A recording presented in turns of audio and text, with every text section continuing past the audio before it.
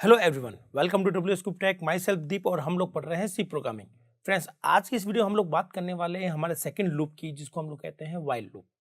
तो friends, previous video हमने बात की थी कि व्हाट इज लूप, लूप करते क्या है। ठीक है, तो मैं थोड़ा सा रिवाइज कर देता हूँ। जो लूप होते हैं वो किसी भी एक या एक से ज्यादा स्टेटमेंट को बार बार रिपीट करते हैं। ठीक है, तो हमारे पास सी के अंदर तीन लूप दे रखे हैं जो कि सेम काम करते हैं। अब तीनों का जो सिंटैक्स है वो डिफरेंट डिफरेंट है, और तीनों की जो सिचुएशंस होती है कि किसको कहाँ ज़्यादा सुटेबल रहेगा, वो तीनों की अलग अलग है। तो आज प्रीवियस वीडियो हमने बात करी थी कि भाई what is for loop, for loop क्या होता है। ठीक है, चाहे मैं किसी भी लूप की बात करूं, फोर वाइल या डू वाइल, तो किसी भी लूप को बनाने के लिए हमें चार कंपोनेंट की रिक्वायरमेंट होती है और एक वेरिएबल की रिक्वायरमेंट होती है। ठीक है, तो प्रीवियस वीडियो में हमने फोर के बारे में देखा था। इस वीडियो में चलते हैं कि वाइल के बारे में देखते हैं कि वाइल कैसे वर्क करता है और वाइल को बनाने के लिए क्या होना चाहिए। ठीक है, चलिए शुरुआत करते हैं इस वीडियो की वाइल लूप से। तो फ्रेंड्स, हम लोग शुरुआत करेंगे ये व्हाइल लूप जो है ये किस तरह से चलता है। ठीक है, और ये चारों कंपोनेंट जो हमने बात की थी लूप में, वो इसमें किस तरह से फिट रहेंगे। तो पहले तो हम लोग इसका व्हाइल लूप का एक देख लेते हैं डायग्राम। ठीक है, तो हम लोग पढ़ेंगे व्हाइल लूप। इसका हम लोग एक लॉजिकल डायग्राम बना लेते हैं। लॉजिकल डायग्राम, दोस्तों तीनों लूप के डायग्राम सेम रहते हैं ऑलमोस्ट। ठीक है, तो सबसे पहले प्रोग्राम का फ्लो ऊपर से नीचे की तरफ आ रहा है। सबसे पहले हमें यहाँ पर एक इनिशियलाइजेशन मिलेगा। इनिशियलाइजेशन जो है दोस्तों, वो आपको इनिशियल कंडीशन को दिखाता है। लूप की स्टार्टिंग पॉइंट आप लोग उसको कह सकते हैं। देन हम लोग जाएंगे कंडीशन पर। कहाँ जाएंगे? कंडीशन पर। कंडीशन जो है दोस्तों वो ट्रू फॉल्स होती है। ठीक है, ट्रू का मतलब वन और फॉल्स का मतलब जीरो। ठीक है, और अगर कंडीशन ट्रू हुई तब तो हम लोग लूप के अंदर है, और अगर कंडीशन फॉल्स हुई तो हम लोग अपने प्रोग्राम में दोबारा आ जाएंगे। ये हमारा प्रोग्राम है।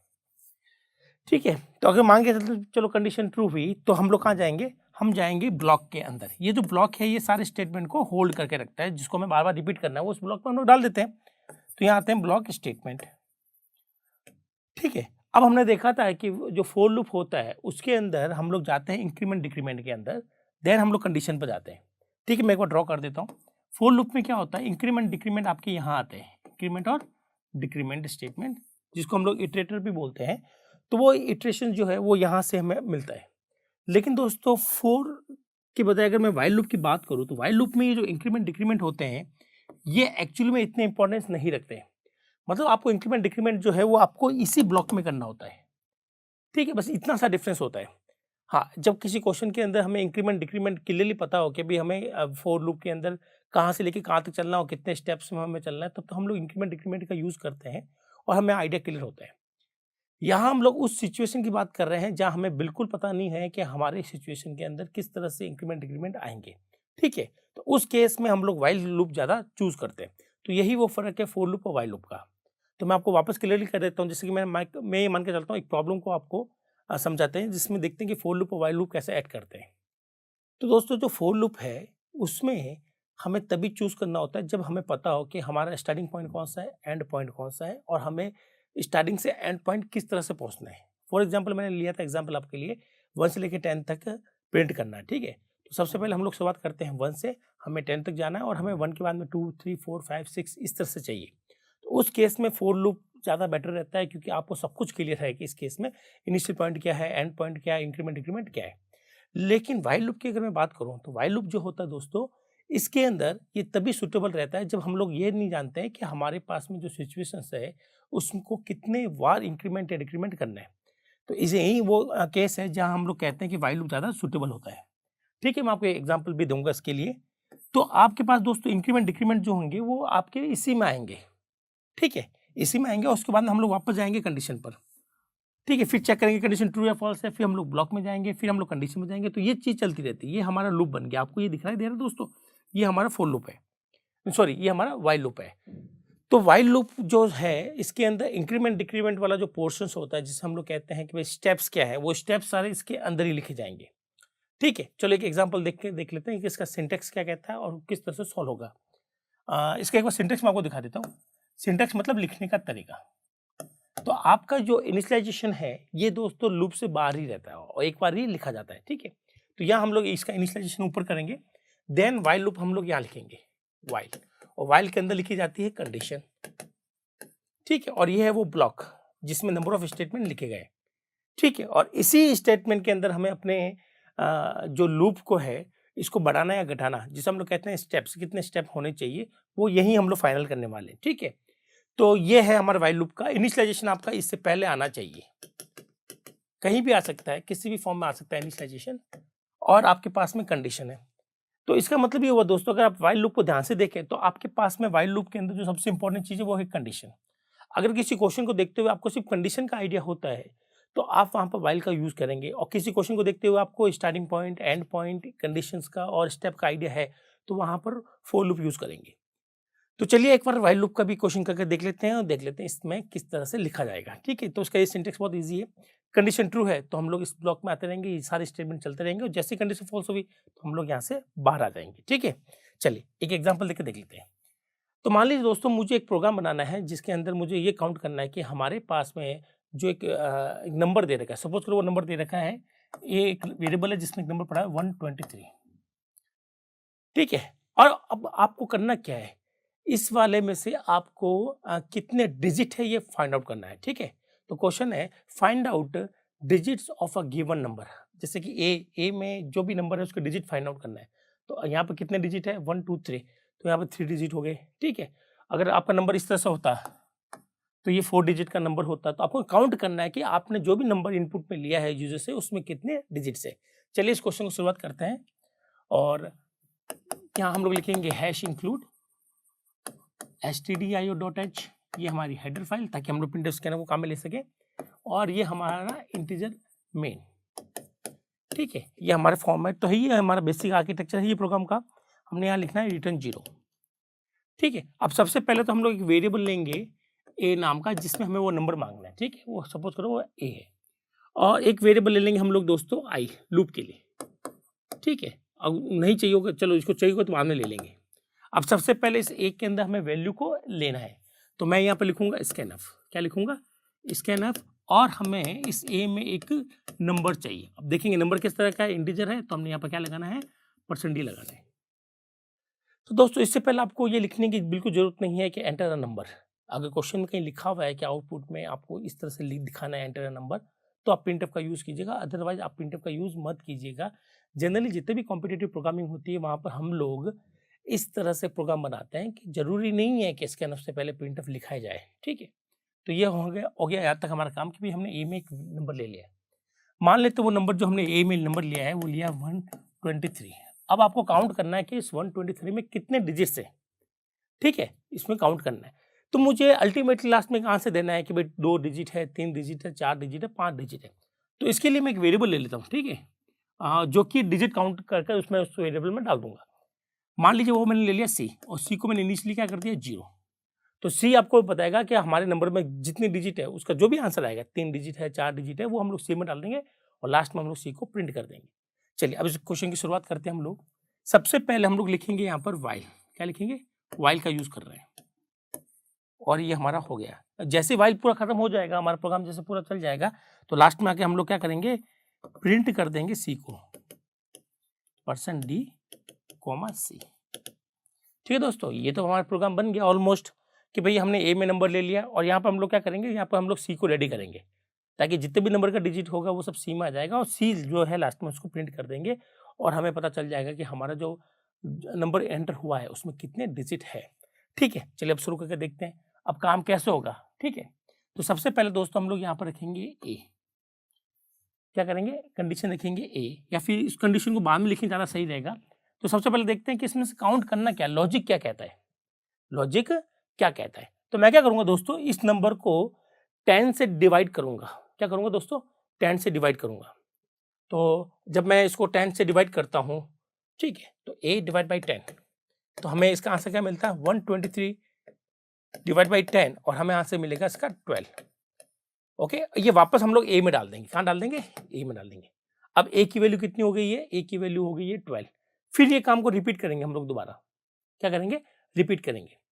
तो a डिवाइड बाई 10, इसका मतलब हुआ 12 डिवाइड बाई 10, इसका आंसर हमें मिलेगा 1। क्या मिलेगा, 1 मिलेगा। ठीक है, ये हमें 1 मिल गया। अब नाउ, अब एक के अंदर क्या आ गया, 1 आ गया। ठीक है, अब ये जो 1 है वो हमें ए में डाल देंगे। वापस हम ये काम करेंगे, a डिवाइड बाई 10। ठीक है, और हम लोग उसको करेंगे 1 डिवाइड बाई 10, उसका आंसर मिलेगा 0।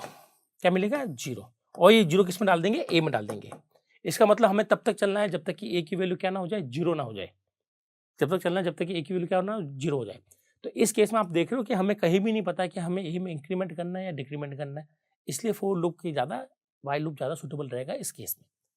और हमारी कंडीशन क्या होगी कि भाई ए तब तक चलता रहेगा जब तक कि ए की वैल्यू क्या ना हो जाए, 0 ना हो जाए। क्या ना हो जाए, 0 ना हो जाए, तब तक हमें चलना है।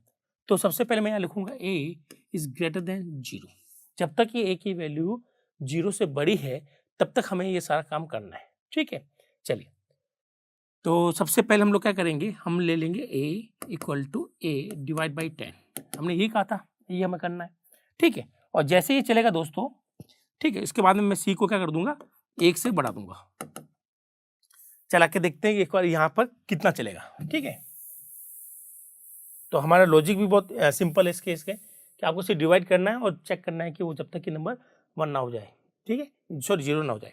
तो सबसे पहले हम लोग प्रोग्राम की शुरुआत करेंगे यहाँ से हमने a बनाया और c बनाया। c को हमने इनिशियलाइज कर दिया है 0 से। ठीक है दोस्तों, ये हमारा काम हो गया। फिर हम लोग यूजर से एक वैल्यू लेंगे और मानते हैं वो वैल्यू जो है, जो भी लेंगे हम लोग वो a में डाल रहे हैं। सपोज करो कि a में हमने डाला है 123। क्या डाला है, a में डाल दिया आपने 123। यहाँ से इसके एनफ भी चल चुके हैं। फिर सबसे पहले देखा जाएगा 123 इज ग्रेटर देन 0। ठीक है, क्या 123 0 से बड़ा है, आप कहेंगे यस से बड़ा है, ट्रू है। तो हमारी कंडीशन क्या होगी, ट्रू हो गई। ट्रू होती है हम लोग नीचे आ जाएंगे। नीचे आ जाइए, हम लोग क्या करेंगे, सबसे पहले 123 को डिवाइड कर देंगे। हम लोग किससे डिवाइड करेंगे, 10 से। तो यहाँ पर जो इक्वेशन सॉल्व होगी वो होगी 123 डिवाइड बाई 10, जिसका आंसर आ जाएगा 12। क्या आ जाएगा, 123 में जब 10 का आप डिवाइड करेंगे तो आपको जो भागफल है, जो क्वोशंट है, वो 12 मिलने वाला है। और ये जो 12 है वापस हमने किस में डाल दिया, ए में डाल दिया। तो ए की वैल्यू कितनी हो गई है, 12। फिर ये लाइन चलेगी और ये हमारे पास में सी की जो भी वैल्यू है उसको 1 से बढ़ा देगी। तो अभी सी की वैल्यू कितनी, 0। अब इसने क्या कर दी, 1 कर दी। ठीक है दोस्तों, चलिए। अब हमारे पास में लूप खत्म हो चुका है, हमारा लूप का स्कोप खत्म हो चुका है। तो हम लोग वापस शूट कर जाएंगे इस वाली कंडीशन पर। ये तब तक चलता रहेगा जब तक ये कंडीशन फॉल्स ना हो। अब यहाँ पर वापस ए की वैल्यू रखेंगे, तो ए की वैल्यू हमें कितनी मिल रही है, 12। इसको मैं हटा देता हूँ। ठीक है दोस्तों, ए की वैल्यू मिल रही है 12, तो 12 इज ग्रेटर देन 0। तो आंसर है यस, ट्रू। तो वापस हमें ये काम करना पड़ेगा जो कि हमारी बॉडी में लिखा हुआ है। तो 12 को डिवाइड करेंगे हम लोग 10 से, कितना आंसर आएगा, 1। इस 1 को हमने कहाँ डाल दिया, ए में डाल दिया। तो ए की वैल्यू क्या हो जाएगी, 1। ठीक है, फिर हम लोग इसको और रन करेंगे। जो भी सी की वैल्यू वो 1 से बढ़ा देगा, तो ए की वैल्यू क्या कर देगा, 2। फिर हम लोग जाएंगे ऊपर की तरफ, यहाँ रखेंगे ए की वैल्यू। तो ए की वैल्यू कितनी आ रही है अभी, 1। तो 1 is greater than 0। Again answer होगा ट्रू। तो मैं यहाँ पर लिख देता हूँ, क्या कंडीशन सिचुएशन चेक हो रही है, 1 इज ग्रेटर देन 0। यहाँ पर ये चीज चेक की जा रही है, 1 इज ग्रेटर देन 0, ट्रू है। नीचे आएंगे, फिर यहाँ नीचे हमने लिखा है कि 1 डिवाइड बाई 10, इसका आंसर है 0। तो 0 किस में जाएगा, ए में। तो ए की वैल्यू कितनी हो जाएगी दोस्तों, 0। ठीक है, फिर ये लाइन एक बार एग्जीक्यूटिव फिर होगी। अब ये जो भी सी की वैल्यू उसको 1 को इंक्रीमेंट कर देगा, तो कितना हो जाएगा दोस्तों, 3 हो जाएगा। ठीक है, फिर हम लोग प्रोग्राम में ऊपर जाएंगे, यहाँ रखेंगे ए की वैल्यू कितनी आ रही है दोस्तों, 0।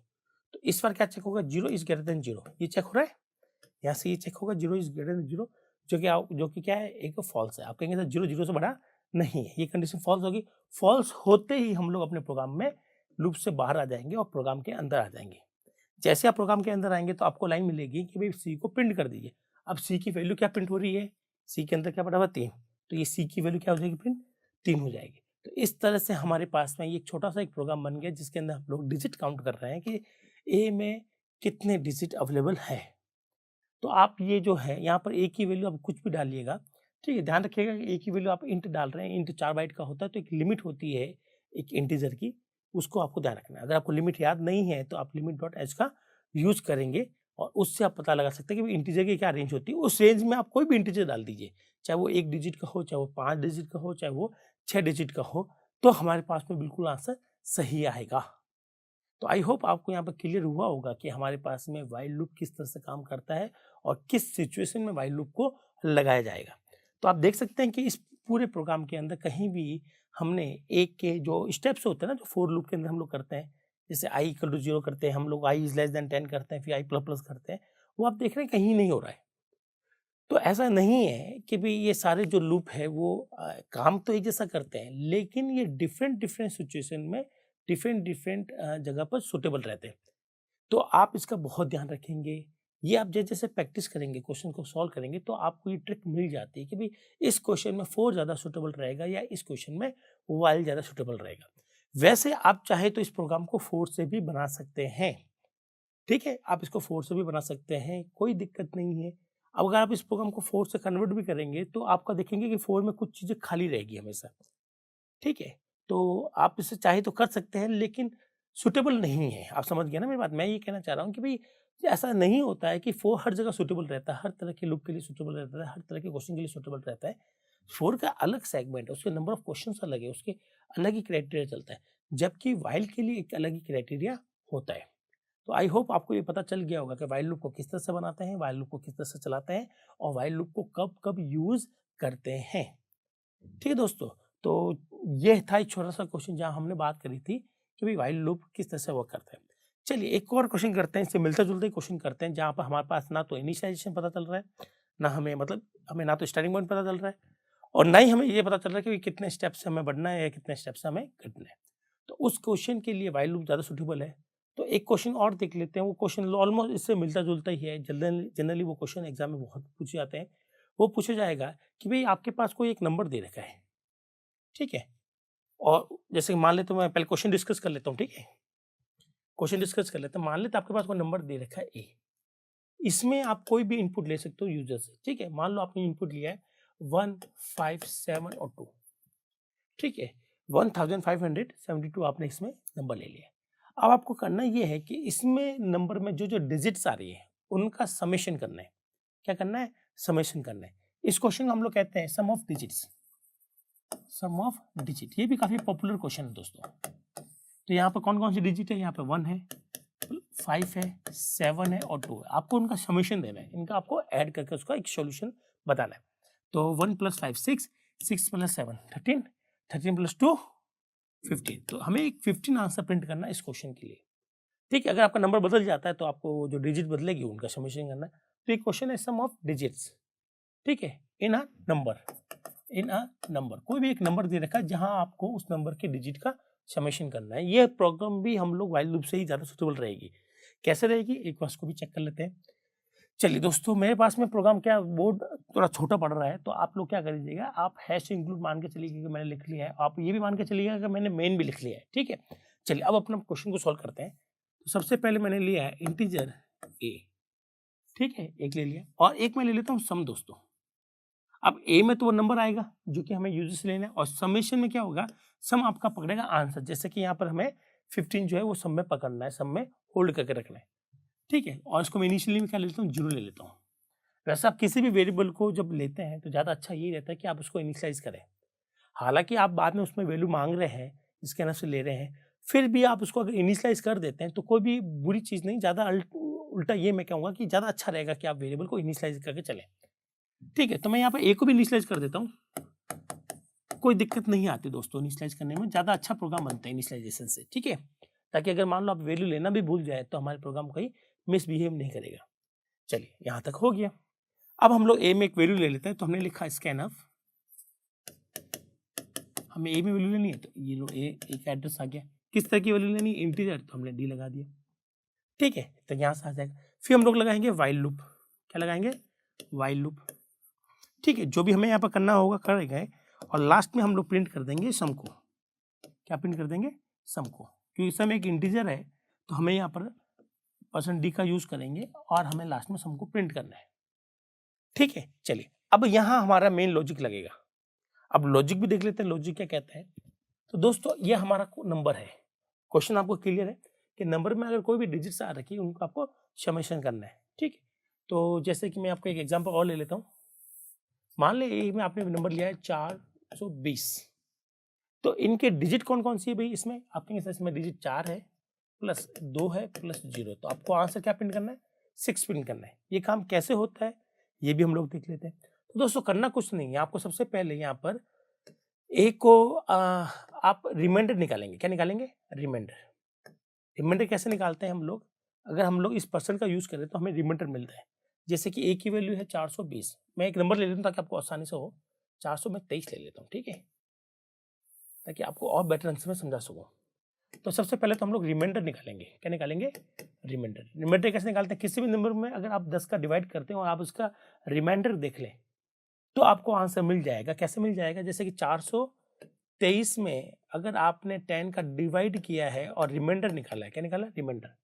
तो 423 में ये मेरा 423 डिवाइड बाई 10, ठीक है। तो सबसे पहले हम लोग लिखेंगे 4 टाइम्स 40, फिर 23 नीचे हो गया, फिर हम लोग लिखेंगे 2, तो ये आ गया 20। अब बच गया 3, ये है रिमाइंडर। रिमाइंडर ये ऑपरेटर देता है और ये जो क्वोशिएंट है वो आपको देगा ये वाला, ठीक है। तो अगर मैं किसी भी नंबर में जो भी ए की वैल्यू है अगर उसको मैं 10 से डिवाइड करके उसका रिमाइंडर निकालूं तो मुझे लास्ट डिजिट मिल जाती है। क्या मिल जाती है दोस्तों? लास्ट डिजिट मिल जाती है, ठीक है। तो इस तरह से हम लोग लास्ट डिजिट निकालेंगे। तो ये तो है हमारा लॉजिक कि लास्ट डिजिट ऐसे निकालेंगे और जब लास्ट डिजिट निकल जाएगी, जैसे 3 निकल गया है इस केस में, तो हमें क्या करना पड़ेगा? नंबर को थोड़ा सा छोटा करना पड़ेगा, आधा करना पड़ेगा। तो आधा कैसे करते हैं? नंबर को कम कैसे करते हैं? Divide by 10। डिवाइड बाई 10 कर देंगे तो नंबर क्या हो जाएगा? हमारा हाफ हो जाएगा। तो मैं वापस आपको बता देता हूँ कि ये कैसे होने वाला है। 423 डिवाइड करेंगे 10 से तो ये जाएगा 4 टाइम्स 40, ये 2 नीचे, 3 नीचे आ जाएगा, 2 टाइम्स 23। तो ये तो आपको देगा ये वाली इक्वेशन और ये आपको देगा ये वाली इक्वेशन। तो इन दोनों की हेल्प से हम अपने यहाँ क्वेश्चन को सॉल्व करने वाले हैं। चलिए कैसे करते हैं, ठीक है। हमें अभी समेशन भी करके देख लेते हैं सम कैसे करते हैं। तो सबसे पहले मैंने लिखा दोस्तों सम, ठीक है। अभी क्वेश्चन सही नहीं होगा, ठीक है। मैं आपको पूरा एकदम एग्जैक्टली नहीं लिख रहा हूँ जो क्वेश्चन सॉल्व हो जाए, बस ये मान के चलिएगा मैं आपको समझा रहा हूँ कि कैसे काम करते हैं, ठीक है। बाद में मैं इसमें कुछ चेंजेस करूंगा सही लाने के लिए आंसर।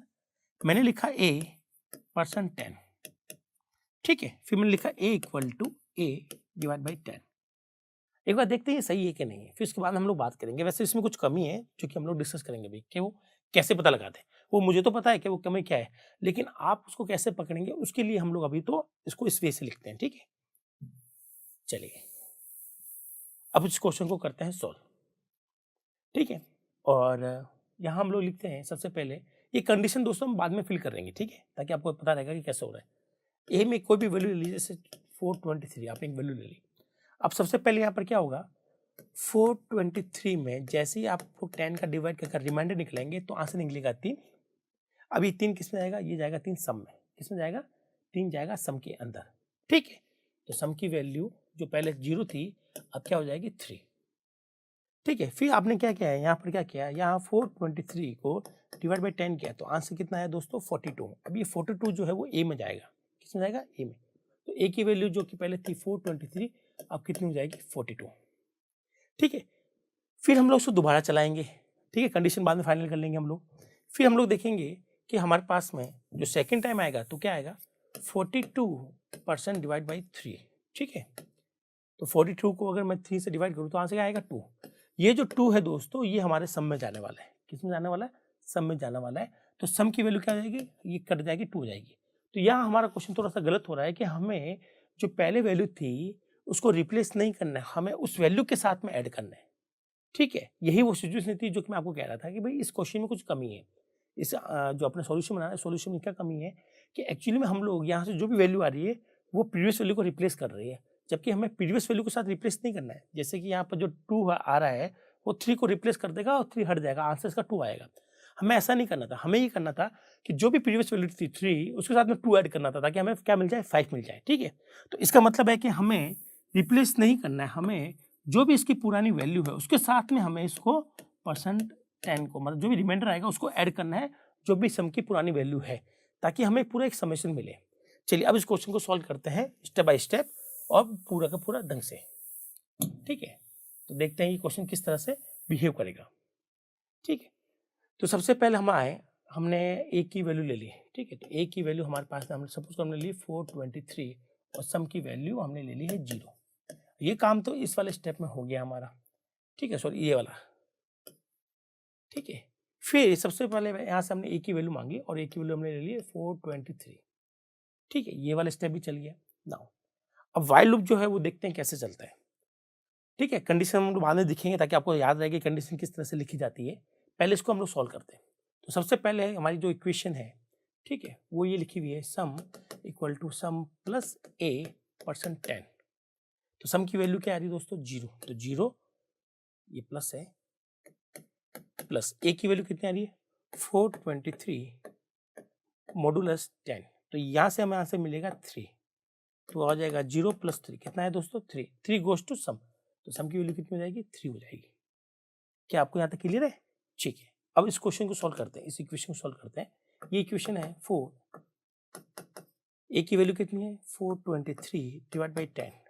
ठीक है, तो यहाँ से हमें क्या मिलेगा 42, और 42 किस में चला जाएगा, ए में चला जाएगा। तो ए की वैल्यू कितनी हो जाएगी, 42 हो जाएगी दोस्तों। ठीक है, फिर हम लोग लूप में ऊपर जाएंगे, कंडीशन बाद में फाइनल करेंगे, फिर एक बार चेक करके देख लेते हैं कि भी हमारा सब कुछ सही बन रहा है कि नहीं बन रहा है। ठीक है, चले, ये लिखा हुआ है sum equal to a plus 10। अब देखते हैं कि सिचुएशन क्या होती है। सम की वैल्यू कितनी आ रही है दोस्तों, 3। ए की वैल्यू कितनी है 42 % 10। यहाँ से हमें क्या मिलेगा 2। तो 3 + 2, 3 + 2 कितना हुआ 5। 5 गोज टू सम, सम की वैल्यू कितना आ जाएगी 5। ठीक है, फिर हम लोग बात करते हैं 42 डिवाइड बाई 10। 42 डिवाइड बाई 10 हमें यहाँ से मिलेगा 4। 4 किस में जाएगा, ए में। तो ए की वैल्यू कितनी होगी, 4 हो गई। ठीक है, फिर हम लोग दोबारा इसको रन करेंगे, फिर इक्वेशन को दोबारा देखेंगे। ये लगती है, ठीक है। चलिए अब वापस आते हैं, सम की वैल्यू कितनी आ रही है 5 प्लस 4 % 10। 4 में जब 10 का डिवाइड करेंगे तो क्वेश्चन तो आएगा 0, लेकिन रिमाइंडर आएगा 4, क्योंकि 4 में 10 का डिवाइड जाता नहीं, तो रिमाइंडर क्या है 4। तो यहाँ से आंसर आपको मिलेगा 4। 4 + 5 कितना है भाई, 9। 9 किस में गया, सम में। सम की वैल्यू कितनी हो गई, 9 हो गई है। ठीक है, अब यहाँ आते हैं 4 डिवाइड बाई 10। जब 4 में डिवाइड कर 10 करेंगे तो आंसर मिलेगा 0, क्वेश्चन आएगा 0। ठीक है, तो मैं आपको दिखा भी देता हूँ, 4 डिवाइड बाई 10। तो 4 में 10 का डिवाइड जाता नहीं, तो ये तो रिमाइंडर बच गया, और कितनी टाइम्स, 0 टाइम्स। ठीक है, तो ये आपको मिलेगा 0। 0 किस में जाएगा, ए में। तो ए की वैल्यू क्या हो जाएगी 0। जैसे ए की वैल्यू 0 हो जाएगी, फिर हमें कुछ करना ही नहीं है, और आप देख रहे हैं कि इस समय हमें अपना आंसर मिल चुका है। ठीक है, तो जब ए की वैल्यू 0 हो जाएगी तो हमें रुकना है, तो हम लोग यहाँ पे क्या लिख देंगे, ए इज ग्रेटर देन 0, जब तक ये 0 है। जिसने ए की वैल्यू 0 होगी, ये कंडीशन फॉल्स होगी, जब हम लोग बाहर निकल जाएंगे। तो इस तरह से हमारे पास में जब ये पूरा सिचुएशन चलेगा, तो आपके पास में सम में क्या आ जाएगा 9। तो 4 + 2 6 + 3 9। ठीक है, तो इस तरह से हमारे पास में सम ऑफ डिजिट मिल जाएगा। तो ये कंडीशन जो है दोस्तों, कभी कभी हमें क्वेश्चन के एंड पर पता चलता है कि भाई कंडीशन क्या होने चाहिए। ठीक है, तो ऐसा कोई रूल नहीं है कि पहले आप ये कंडीशन लिखें। ठीक है, प्रोग्राम में नहीं कह रहा हूँ, जब आप लॉजिक बना रहे हैं उस समय की बात हो रही है, प्रोग्राम में तो आपको लिखनी पड़ेगी। लेकिन क्या होता है, जब कई बार हमें मिलता नहीं है ना इसका आंसर, क्या कब तक चलना चाहिए, कब तक नहीं चलना चाहिए, तो हम लोग अपने लॉजिक से पता लगा लेते हैं कि भाई काम करते रहेंगे और लास्ट में हमें खुद ब खुद मिल जाएगा कि हमें रुकना कहाँ पर है। तो अगेन आप इस क्वेश्चन को ध्यान से देखेंगे ना, तो इसमें कहीं इनिशियलाइजेशन है। उसके बाद जब क्वेश्चन पढ़ा हमने कि भाई सम ऑफ डिजिट करना है, तो ना तो हमें इनिशियलाइजेशन का पता चला, ना हमें यहाँ पर पता चला कि भाई हमें कितने स्टेप से आगे बढ़ना है या कम होना है। ठीक है, तो ऐसे क्वेश्चन के लिए वाइल ज़्यादा सुटेबल रहता है। और वहीं मैं अगर बात करूँ कि 1 से लेकर 50 तक सारे नंबर को ऐड करो, तो आपको पता है कि इनिशियल पॉइंट क्या है भाई 1, एंडिंग पॉइंट क्या है 50। आपको चलना कैसे है 1 2 3 एक एक स्टेप से चलना है, तो उस केस में 4 ज़्यादा सुटेबल रहता है। बस दोस्तों यही फ़र्क है फाइल में और 4 में, दोनों काम सेम करते हैं, आप दोनों की जगह एक दूसरे को रिप्लेस कर